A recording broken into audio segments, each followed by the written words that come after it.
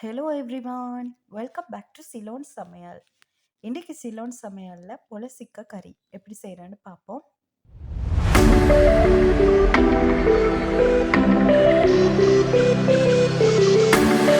இந்த புலசிக்காவை வச்சு தான் நான் இன்றைக்கி கறி செஞ்சு காட்ட போகிறேன்.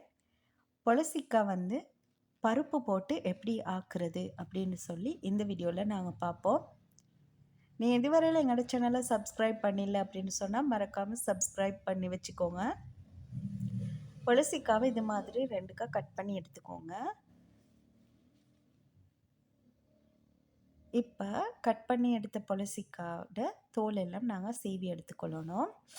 அதை இது மாதிரி இன்னொன்றுக்காவும் வெட்டி எடுத்துக்கோங்க. வெட்டி எடுத்து இதில் ஈக்கிற தோல் எல்லாம் இப்படி நல்லா சீவி எடுத்துக்கொள்ளணும். நீ எப்போ தான் எங்களோட சேனல் ஃபஸ்ட் டைம் பார்க்குற அப்படின்னு சொன்னால் மறக்காமல் சப்ஸ்கிரைப் பண்ணி வச்சுக்கொள்ளுங்க. பிகினர்ஸ்க்கு தேவையான பல ரெசிபிஸ் எங்களோட சேனலில் நாங்கள் அப்லோட் பண்ணிக்கிறோம். இதுக்கு போட்டிக்கிற எல்லா ரெசிபிஸும் நீங்கள் போய்த்து ட்ரை பண்ணி பாருங்கள். இப்போ இது மாதிரி சின்ன சின்ன துண்டுகளாக கட் பண்ணி எடுத்துக்கோங்க புலசிக்காயை. அதில் மஞ்சள், கருவேப்பிலை, கொஞ்சமாக மிளகாய்த்தூள், வெங்காயம், ஒரு வெங்காயம் சேர்த்திக்கிறேன். அதோட கொஞ்சமாக பருப்பு சேர்த்துக்கோங்க. இப்போ இதில் 4-5 வெள்ளைப்பூடு இதையும் சின்ன சின்னதாக கட் பண்ணி சேர்த்து கொண்டிருக்கிறேன்.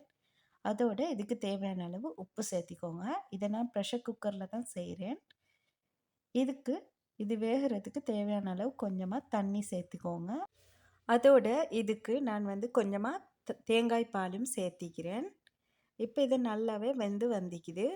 வெந்த பிறகு இதை நல்லா மசிச்சு எடுத்துக்கோங்க. அதோட இதுக்கு ஒரு சின்னதாக தாளிப்பு கொடுத்து எடுத்துடணும். நீங்களும் ஒரு முறை உங்களோட வீட்டில் இது மாதிரி புலசிக்காய் ட்ரை பண்ணி பாருங்கள். இந்த வீடியோ பிடிச்சிருந்தா சிலோன் சமையலுக்கு சப்ஸ்கிரைப் பண்ணி வச்சுக்கொள்ளுங்க. மீண்டும் இன்னும் ஒரு சூப்பரான ரெசிபியோடு உங்களை சந்திக்கிறேன். பாய் பாய்.